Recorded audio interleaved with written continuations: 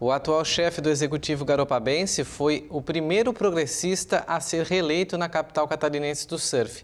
E, além disso, registrou a maior diferença entre os adversários já registrada. Quem está aqui comigo para falar mais sobre esse assunto é o Vinícius Pacheco.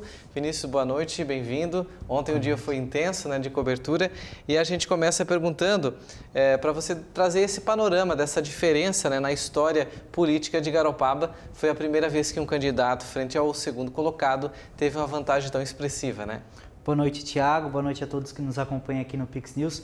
De fato, algo histórico na capital catarinense do surf, e a gente vai mostrar aqui para vocês na tela um pouco do histórico do que a gente já teve de prefeitos comandando aqui a capital catarinense do surf. Na primeira eleição de Garopaba, o Batista Pacheco, isso em 82, a primeira vez que os eleitores de Garopaba puderam escolher seu prefeito, eles optaram pelo Batista Pacheco, que na época ele era do PSD1. Nesse caso, quando a gente fala de PSD1, é lá o início do PP, o atual Progressistas. Então, foi a primeira vez que o Progressistas teve alguém ocupando o executivo de Garopaba. Depois disso, nós tivemos o Quirino, que era do PFL. Logo após veio o Ari, que também era do PFL. Então, desde então, o PP nunca mais ocupou. Até que em 2004, o Carlinhos se torna também prefeito de Garopaba e não consegue a reeleição. Então ficou aquele histórico que o PP, o Progressistas, nunca conseguia a reeleição. E agora o Juninho, passando depois o Luiz Nestor por duas, o Luiz Nestor foi prefeito duas vezes, Sérgio Cunha também foi prefeito, e o Juninho acaba com esse histórico, que ficava na cabeça dos progressistas em Garopaba. E além de conseguir esse feito histórico no município, ele conseguiu a maior diferença. E é isso que a gente vai ver aqui também nessa próxima tela que eu separei para vocês. Tanto em porcentagem quanto em número de votos, Essa diferença foi muito grande. Só para se ter uma ideia, A maior diferença até então que o município já teve foi quando o Ari ganhou também do Batista Pacheco, que também já tinha sido prefeito, Então o Ari ganhou com 55% dos votos, 55,95%, o que na época era uma diferença de 1.258 votos. O Luiz Nestor depois consegue uma diferença um pouquinho menor, mas em quantidade de eleitores era maior, Que aqui se mostrava em 55,16%, o que representava 2.579 votos. E agora, o Juninho, pela primeira vez, consegue uma votação muito expressiva dentro de Garopaba, conseguindo 59,27% dos votos, aí um número de 5.145 votos. Só para se ter uma comparação, o segundo colocado, que foi Uribe, fez uma diferença parecida com o que ele teve de diferença de votos ali, Então, 5.168 votos, uma diferença bem grande em Garopaba, um feito histórico para os progressistas na capital catarinense do surf, em Garopaba, pela primeira vez, conseguindo a reeleição e também fazendo esse feito histórico com uma diferença muito grande.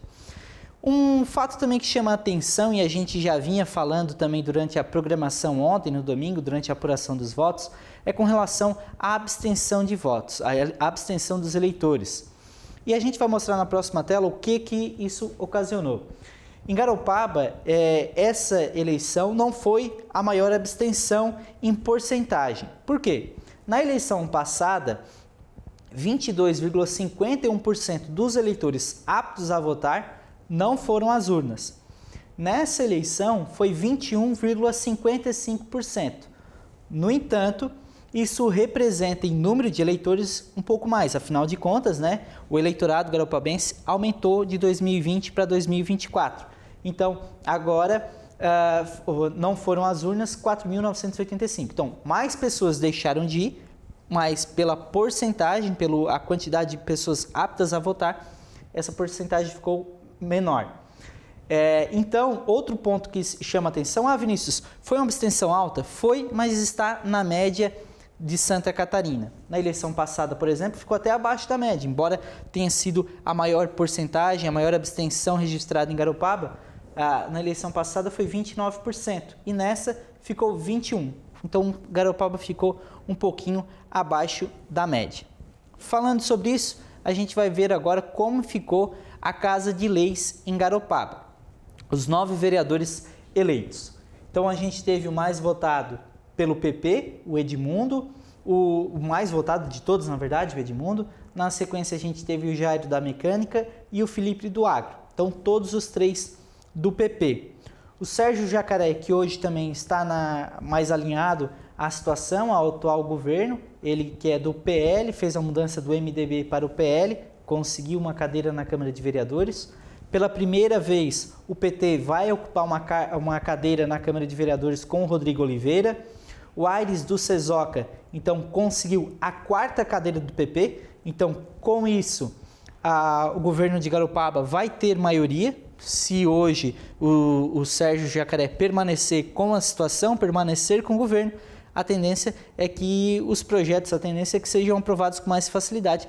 Afinal de contas, terão a maioria na Câmara de Vereadores. Na sequência, então, a gente tem o Nazinho. Um detalhe, Nazinho é irmão do Sérgio Jacaré, tá? Então, dividiu a família ali, mas, mesmo assim, o Sérgio, comparado com a última eleição, que ele foi o mais bem votado, permaneceu bem votado, aumentou o número de votos e conseguiu também com que o irmão, nesse caso, trabalhando para a oposição do MDB, fosse eleito também. Felipe de Souza, também eleito pelo MDB, e o Dedéu do Podemos. Lembrando que o Dedéu entrou pela proporcionalidade. Então ele não foi um dos mais bem votados, mas como o Podemos fez uma boa votação, juntando o voto, por exemplo, do Juninho da Rádio, do Sérgio Araújo, né, que foi ex-prefeito de Garopaba, mas não conseguiu ser eleito como vereador, a votação deles fez com que o Dedéu conseguisse entrar e ocupasse essa cadeira também na Câmara de Vereadores, deixando de fora, por exemplo, o João Julião, que atualmente é vereador pelo MDB em Garopaba, e outros vereadores até do PP que foram mais bem votados, mas ele entrou pela proporcionalidade. Isso indica que o prefeito, no segundo mandato, terá a maioria na Câmara, considerando a participação do Sérgio Jacaré na coligação, né? E fez o que queria, né? Porque a atual situação queria muito trabalhar colocar esse número maior de vereadores, porque vinham passando bastante trabalho na atual situação, né? Sim. Agora, Santa Catarina, Vinícius, a eleição está definida em todos os municípios, inclusive onde poderia ter segundo turno. Então, definição nos 295 municípios do estado, a gente quer saber como é que ficou a divisão dos partidos. Que partido está liderando o número de prefeituras aqui em Santa Catarina? Só lembrando para o público que está nos acompanhando, em Santa Catarina, dos 295 municípios aptos, dos 295 municípios que foram às urnas, os eleitores que foram às urnas, os catarinenses, apenas 3 poderiam ir ao segundo turno. Nesse caso, todos os 3 municípios, que nesse caso era Joinville, Blumenau e Florianópolis, decidiram tudo no primeiro turno. Isso também é algo histórico, desde 2000 que isso não acontecia em Santa Catarina, que não tinha segundo turno em Santa Catarina. Então a gente vai trazer aqui para vocês, já que está tudo decidido, como que ficou essa divisão de partidos, como o Tiago estava nos perguntando aqui. E aqui vem um detalhe, tá? Para você que está nos acompanhando, o PL, que é o atual partido do governador de Santa Catarina, o Jorginho Melo, ocupou o maior número de prefeituras, com 90 prefeituras sendo ocupadas pelo PL. Na sequência, temos o MDB, o PP e, em quarto, o PSD, que depois a gente vai falar um pouquinho mais sobre o PSD, que também está ocupando um cenário nacional. Foi um dos partidos que mais tem crescido no país e apresentando um crescimento tanto em porcentagem quanto em números absolutos também. Então a gente já vai mostrar para você como que ficou essa questão, já falando do primeiro turno, né, que alguns municípios já decidiram.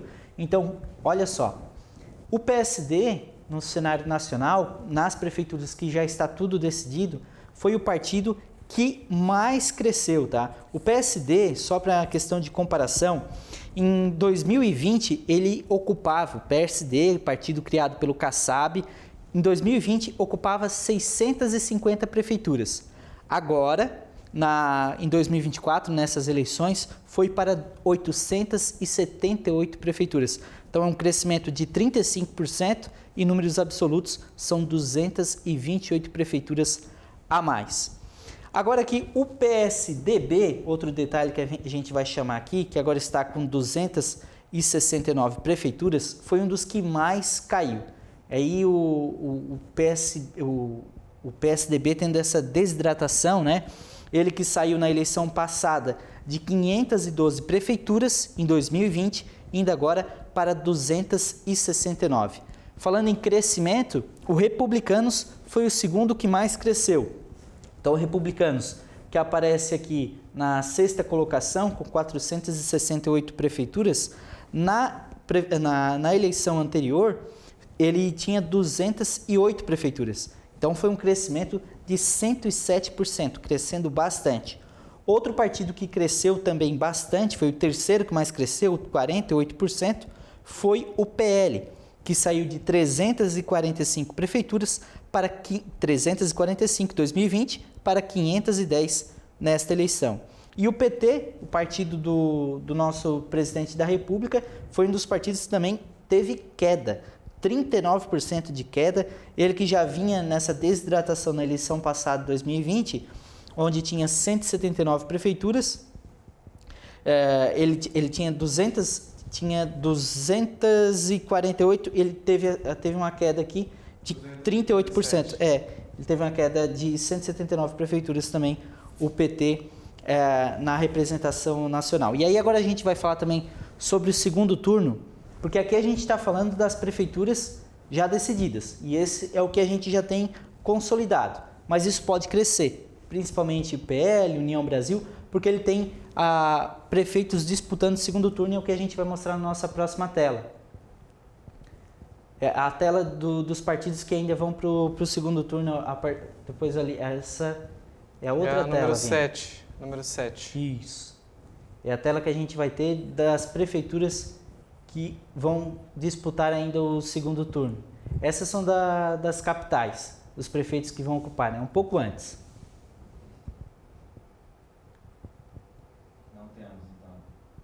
Tá, então a gente ficou sem a arte do... Mas o PL é um dos partidos que mais vai disputar o segundo turno, junto com União Brasil. PT também disputa algumas prefeituras. Republicanos também vai disputar. Mas, nesse caso, a gente tem essas consolidadas, foi o que a gente já mostrou ali. PSD crescendo bastante, PSDB desidratando, assim como o PT. Mas o MDB e o Progressistas continuam ali entre segundo e terceiro colocado, um dos maiores partidos do Brasil. Eles continuam nessa liderança, né? Só um detalhe, Thiago, que é a primeira vez em 20 anos também que o MDB não fica na liderança entre as prefeituras. Então, o MDB também desidratando um pouquinho. Exato. Agora, em todo o Brasil, 52 municípios, como você falou, vão ter segundo turno, né? E desses, 15 são capitais. Como é que está esse cenário aí? Que partidos vão representar? Você já deu uma pincelada, uma adiantada, que pode aumentar um partido aqui, outro ali. Como é que fica esse cenário aí para o segundo turno, Vinícius? É isso que a gente vai mostrar agora. As capitais, primeiro a gente vai mostrar para vocês quem que vai já para o segundo turno. Os prefeitos das capitais que ainda não decidiram, essas são as do primeiro turno. A gente vai primeiro para o segundo turno. Então, as capitais que ainda faltam decidir a eleição. Temos em Aracaju, no Sergipe, a Emília Correia do PL, com 41%, vai também disputar com o Luiz Roberto do PDT, que ficou com 23%. Em Belém, no Pará, o Igor do MDB vai disputar com o delegado Éder Mauro, do PL. Em Belo Horizonte, em Minas Gerais, o Bruno Engler, do PL, vai disputar com o Faldi Noman, do PSD. Em Campo Grande, a Adriane Lopes, do PP, vai disputar com a Rose Modesto, da União Brasil. Em Cuiabá, no Mato Grosso, a Abílio Brunini, Brunini do PL, vai disputar com Lúdio, do PT. Em Curitiba, o Eduardo Pimentel, do PSD, vai disputar com a Cristina Gremel, do PMB. Em Fortaleza, no Ceará, a André Fernandes, do PL, vai disputar segundo turno com Evandro Leitão, do PT. Em Goiânia, em Goiás, Fred Rodrigues, do PL, vai disputar com Mabel, do União Brasil. Em João Pessoa, o Cícero Lucena vai disputar com Marcelo Queiroga. Em Manaus, em Amazonas, o David Almeida, do Avante, vai disputar com o capitão Alberto, do Alberto Neto, eles que tiveram 32% e 24%, respectivamente. Em Natal, no Rio Grande do Norte, Paulinho Freire, do União Brasil, vai disputar com a Natália Bonavides, do PT. Em Palmas, no Tocantins, a Janade Valcari, do PL, vai disputar com o Eduardo Siqueira, do Podemos. Sebastião Melo, do MDB, em Porto Alegre, vai disputar o segundo turno com a Maria do Rosário. Ele que quase conseguiu decidir ali no primeiro turno, agora vai ter que ir para o segundo turno com a Maria do Rosário. Em Porto Velho, a Mariana Carvalho, do União Brasil, vai disputar com o Léo, do Podemos. E em São Paulo, como a gente já trouxe aqui na nossa programação também, uma eleição bem disputada, o Ricardo Nunes, do MDB, vai disputar com Guilherme Boulos, do PSOL. Eleição bem apertada, com pouca diferença ali entre o primeiro e até o mesmo terceiro colocado. Agora a gente vai para as prefeituras que já foram decididas. Está tudo decidido, já ficou tudo certo já no primeiro turno. Onde a gente teve, por exemplo, Florianópolis, a gente teve no Fortaleza, aqui ó. Então a gente tem nessa tela o Arthur de Boa Vista, foi eleito no primeiro turno, ele que é do MDB, com 75,18%. Em Florianópolis, o Topázio, do PSD, foi eleito também no primeiro turno, com 58%. Em Macapá, no Amapá, o Dr. Furlan, do MDB, com 85%, foi uma das porcentagens maiores de todas as capitais. Em Maceió, em Alagoas, o JHC, do PL, com 83%. Em Recife, João Campos, ele que é do Pernambuco, do PSB, conseguiu 78% da maioria dos votos. Em Rio Branco, no Acre, o Tião, do PL, conseguiu 54%. No Rio de Janeiro, o Eduardo Paes, novamente, será prefeito da capital do Rio de Janeiro, com 60,47% dos votos. Em Salvador, na Bahia, o Bruno Reis, do União Brasil, conseguiu 78%. Em São Luís, no Maranhão, o Eduardo Braide, do PSD, conseguiu 70% dos votos. Em Teresina, no Piauí, o Silvio Mendes, do União Brasil, conseguiu 52,18%. Em Vitória, no Espírito Santo, o Lorenzo conseguiu 56,22%. Esses foram os resultados das prefeituras nas capitais que já conseguiram decidir tudo no primeiro turno. Então, lembrando, daqui a alguns dias a gente vai falar novamente de como vai ficar esse cenário nacional, já tudo decidido. A gente trouxe aqui, até então, um crescimento bem grande do PSD, que pode crescer ainda mais. O PL, que cresceu bastante e pode crescer ainda mais, em pontos estratégicos. Sempre quando a gente fala em eleição, a gente já está pensando na próxima eleição. Então, o que mostra é que, principalmente, o Centrão está crescendo.